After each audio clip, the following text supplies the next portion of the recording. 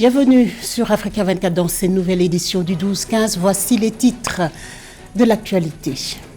Des millions de Rwandais sont allés aux urnes ce lundi 15 juillet pour élire leur nouveau président. Selon les résultats partiels de la commission électorale, le président sortant Paul Kagame serait sorti victorieux avec 99,15% des voix enregistrées. Renforcement des relations de coopération bilatérale entre la Chine et l'Angola. Les échanges commerciaux entre les deux pays sont chiffrés à plus de 24,8 milliards de dollars. Et en fin de journal, nous recevons la romancière et scénariste sénégalaise Aminata Seck qui vient nous parler de son ouvrage La mauvaise pente, mais aussi du Salon du livre féminin de Dakar dont elle est la fondatrice et la présidente. Mais tout d'abord, la réunion sur la situation de conflit au Soudan de 5 jours tenue par l'Union africaine à Addis Abeba s'est achevée ce lundi 15 juillet.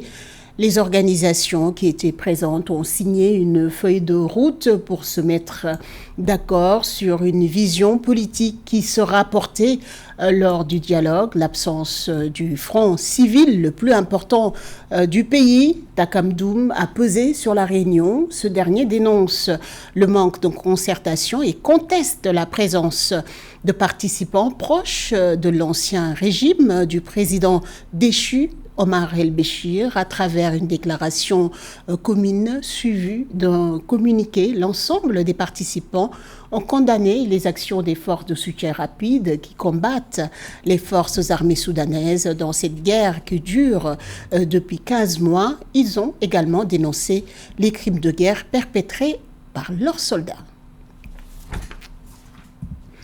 9 millions de Rwandais se sont rendus aux urnes ce lundi, une forte affluence donc pour le scrutin présidentiel de ce lundi 15 juillet. Le président Paul Kagame, candidat à sa propre succession, veut briguer un 4e mandat. Après 24 ans au pouvoir, il devrait remporter les élections sans surprise grâce à un soutien populaire. Après le scrutin présidentiel, les Rwandais éliront plus de 500 candidats en lice pour 80 sièges pour les élections législatives. Frater Daciaïsinga. Plus de 9 millions de Rwandais se rendent aux urnes ce 15 juillet 2024 pour se choisir un président, mais aussi des membres du Parlement qui vont gouverner le pays pendant les 5 prochaines années. 3 candidats en lice pour la magistrature suprême, dont Paul Kagame, le président sortant, qui se présente pour un 4e mandat. Et face à Paul Kagame, Frank Habineza, le seul candidat de l'opposition qui a été retenu pour cette élection et qui est président du Parti démocratique vert. Et enfin, Philippe Maïmana, le seul candidat indépendant de cette élection. Les bureaux de vote ont été ouverts à 7 h du matin, heure locale, et ils vont fermer à 15 h selon la Commission nationale électorale. La même commission qui annonce le début de la décompte des voix juste après la fermeture des bureaux de vote à 15 h. Les résultats partiels vont être communiqués au fur et à mesure du dépouillement des votes, mais les résultats finaux vont être communiqués le 27 juillet 2024. Et selon les résultats partiels annoncés ce lundi par la commission électorale, le président sortant, Paul Kagame, arrive en tête. Sur 79% des bulletins dépouillés, il aurait obtenu un score de 99,15% des voix enregistrées. La Chine est disposée à accorder davantage de financement à l'Angola pour la réalisation d'importants projets de développement. L'ambassadeur chinois Zhang Bin l'a déclaré le vendredi 12 juillet à Luanda, s'adressant à la presse après une audience avec le président angolais João Lourenço. L'Angola est le 2e partenaire commercial de la Chine en Afrique après l'Afrique du Sud et de nombreux projets d'investissement ont été réalisés dans le domaine de l'agriculture et de l'industrie. Les détails avec Samantha Saboubanga. Reçu en audience le 12 juillet 2024 par le président angolais Joao Lourenço, l'ambassadeur de Chine en Angola, Zhang Bin, a déclaré que la Chine est disposée à accorder davantage de financement à l'Angola pour réaliser d'importants projets. S'adressant à la presse après la rencontre, l'ambassadeur chinois a déclaré que les deux gouvernements maintenaient un consensus sur l'approfondissement de la coopération dans tous les domaines en mettant l'accent sur le secteur économique et commercial. Il n'y a donc pas de problème de dette entre nos deux pays. La Chine est disposée à accorder davantage de financement à la partie angolaise en vue de réaliser d'importants projets. L'Angola est le deuxième partenaire commercial de la Chine en Afrique, après l'Afrique du Sud, avec un chiffre d'affaires total de plus de 24,8 milliards de dollars. Selon le diplomate chinois, son pays compte déjà plusieurs projets d'investissement dans l'agriculture et l'industrie et souhaite continuer à les promouvoir. L'établissement d'un partenariat stratégique global de coopération entre la Chine et l'Angola ouvre donc de nouvelles perspectives pour des opportunités de partenariat fructueux entre les entreprises chinoises et angolaises. Notre coopération se concentre principalement sur la construction d'infrastructures et ainsi que sur les investissements dans les secteurs agricoles, industriels et miniers. Rappelons qu'en mars 2024, le président de la République de l'Angola a effectué une visite en Chine après avoir déclaré à l'époque qu'il avait réussi à renégocier les termes de la dette envers la Chine. La visite d'État du président angolais Joao Lourenço, menée en Chine du 14 au 17 mars 2024, a inauguré une nouvelle ère dans la coopération bilatérale entre les deux pays. La Chine et l'Angola ont dans un communiqué conjoint annoncé l'établissement d'un partenariat stratégique global de coopération. Au Burkina Faso, des déplacés internes sont retournés chez eux. Ce retour a été possible grâce aux actions de sécurisation et de reconquête du territoire national initiées par les autorités burkinabées dans leur lutte contre le terrorisme. Ces populations ont été contraintes de quitter leur région à cause des attaques répétées de terroristes. 774 000 déplacés internes sont retournés chez eux ou réinstallés dans des zones plus sûres. Samantha Sabero-Saboubanga. Grâce aux actions de reconquête du territoire national initiées par les autorités du Burkina Faso, 774 000 Burkinabés déplacés internes du fait des attaques terroristes sont retournés chez eux ou réinstallés dans les zones plus sûres. C'est ce qu'a annoncé le 12 juillet 2024 l'agence d'information du Burkina Faso, citant le ministère chargé de la prospective. Nous avions conçu et initié ce projet qui vise à améliorer les conditions de vie des populations, leur offrir des logements décents dans plusieurs localités de notre pays et pour répondre justement à ce besoin de bien se loger et de pouvoir produire, mais également pour résorber la croissance accélérée et l'urbanisation accélérée que les déplacements forcés de population ont créé dans notre pays. Au Burkina Faso, 2,6 millions de personnes déplacées internes des pays ont été enregistrées par le secrétariat permanent du Conseil national des secours d'urgence et de réhabilitation au 31 mars 2023. Après le Sahel, le centre-nord est la deuxième région burkinabé avec le plus grand nombre de déplacements internes. Fin novembre 2023, plus de 340 000 des pays avaient pu regagner les zones débarrassées des terroristes selon le gouvernement burkinabé. Nous sommes contents de bénéficier du soutien de nos autorités. Nous leur disons merci et nous prions pour que Dieu les protège, pour qu'elles continuent de nous soutenir. Le Burkina Faso connaît depuis 2015 des incidents de sécurité liés aux attaques et menaces des groupes armés terroristes. L'une des principales conséquences de cette situation est la naissance d'une crise humanitaire occasionnant des déplacements massifs de population et la diminution drastique de la production agricole, animale et alimentaire dans les zones affectées. Diplômée en marketing et communication des entreprises, elle a quitté les métiers de la communication pour se consacrer à sa passion, l'écriture. À travers son agence Les Culturelles, elle fait la promotion des arts et cultures au féminin, féministe affirmée.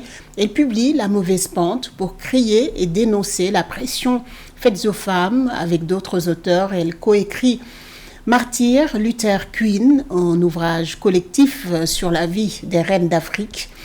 Elle écrit et réalise un film de court-métrage impur qui parle des mutilations génitales féminines dans le cadre d'une résidence à Ségou, au Mali. Comme une envie inachevée, elle veut réunir toutes les plumes à travers le salon féminin de Dakar dont elle est l'initiatrice.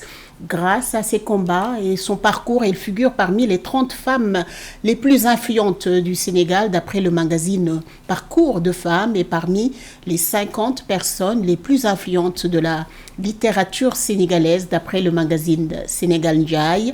L'auteur Aminata Seck est l'invité de cette édition. Bienvenue sur Africa 24. Bonjour, merci beaucoup Aïssatou. Vous avez écrit un roman qui s'intitule La mauvaise pente. De quoi parle cet ouvrage? Alors, Mauvaise pente, c'est un livre qui raconte la vie des femmes sénégalaises en général. Et l'idée de base, c'était de raconter leur solitude, en fait. Et après, l'histoire d'Alimatou s'est imposée à moi. Donc, c'est une femme qui, à travers son journal intime, nous raconte son histoire de jeunesse, les erreurs qu'elle a eu à faire jusqu'à en arriver au point où elle n'est ni mariée, elle n'a pas d'enfant, elle vit seule et sans rien. Donc là, c'est après l'histoire, c'est de comment elle va remonter cette pente-là pour redevenir une personne avec toute sa dignité. Voilà. Vous avez aussi coécrit Martyr Luther Queen, un ouvrage collectif qui raconte la vie des reines d'Afrique. Pourquoi c'est important pour vous de revisiter l'histoire? Alors tout d'abord remercier Kémit qui m'a associé à ce projet-là, de raconter la vie des reines d'Afrique. Et j'ai eu l'occasion de parler d'Aline Sitoé Diatta, qui est une reine de la Casamance, dans le sud donc, du Sénégal. Et pour un peu montrer qu'il y a eu des femmes qui se sont battues pour la dignité de leur peuple. Vous êtes parmi les 30 femmes les plus influentes du Sénégal, selon le magazine Parcours de femmes, mais aussi les 50 personnes les plus influentes de la littérature sénégalaise, selon le magazine Sénégal Ndiaye. Que représentent ces consécrations pour vous? Alors, c'est très important quand on est en train de travailler dans un secteur tel que la littérature et d'être parmi les 50 qui sont vus. C'est un grand honneur. Je vais juste dire ça et remercier le journal Sénégal Ndiaye et puis Parcours de femmes, dirigé aussi par une femme qui fait de sorte que les femmes qui évoluent dans tous les secteurs, hein, ce n'est pas seulement la littérature, dans tous les secteurs puissent être connues, reconnues et puis puissent être célébrées. Donc je les remercie beaucoup. Vous avez une agence, vous êtes la fondatrice de l'agence Culture Elle, oui. Au pluriel, oui. Une agence qui fait la promotion des arts et cultures au féminin. Pourquoi c'est important pour vous de faire la promotion des cultures féminines? Alors, c'est important parce que tout part de mon expérience personnelle où en arrivant dans ce secteur de la culture, des arts, je n'avais pas de repères.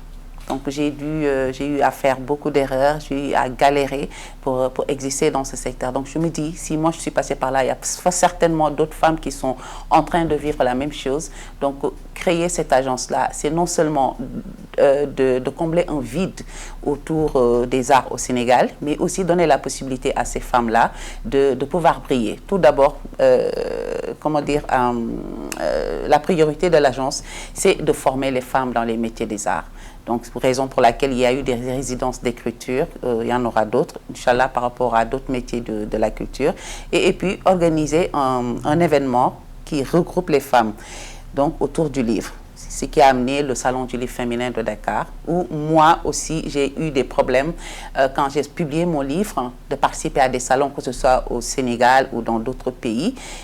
Donc, c'était toujours difficile d'accéder à ces événements-là. Donc, organiser un salon du livre exclusivement réservé aux femmes, c'est de donner la possibilité à ces femmes d'être vues, d'être lues, d'être connues et aussi de les mettre en lumière. Comme vous venez de l'annoncer, vous êtes la fondatrice du Salon du livre féminin de Dakar. Pourquoi un salon pour les femmes? Alors, un salon pour les femmes, je pense que ça vient déjà à son heure parce que, comme je l'ai dit tout à l'heure, c'est tout part de mon expérience personnelle où j'ai eu du mal à accéder à des événements littéraires, que que ce soit au Sénégal ou bien dans d'autres pays. Et je me suis dit que beaucoup d'autres femmes qui ont écrit des livres ont peut-être aussi ces difficultés-là. Et où vont tous ces livres écrits par des femmes? Qui c'est qui lit les livres-là? Parce qu'on fait plus la promotion des écrivains, des hommes que des femmes, même pour les prix littéraires, etc. Il y a toujours je vais dire, une discrimination. Donc, du coup, organiser un salon du livre féminin exclusivement réservé aux femmes, c'est de leur donner la possibilité d'exister en tant qu'écrivain et au milieu de la littérature. Vous êtes à quelle édition? Alors, nous serons à la 3e édition au mois de décembre prochain, 20, 21, 22 décembre, et ce sera à l'hôtel de ville de Dakar. Nous voyons sur ces images la 3e, même 4e génération de femmes écrivaines. C'est important pour vous de réunir toutes ces femmes? Oui, c'est important parce qu'elles représentent des idoles pour beaucoup d'écrivaines africaines ou autres. Donc, important de les mettre aussi en avant pour ouvrir la voie aux autres.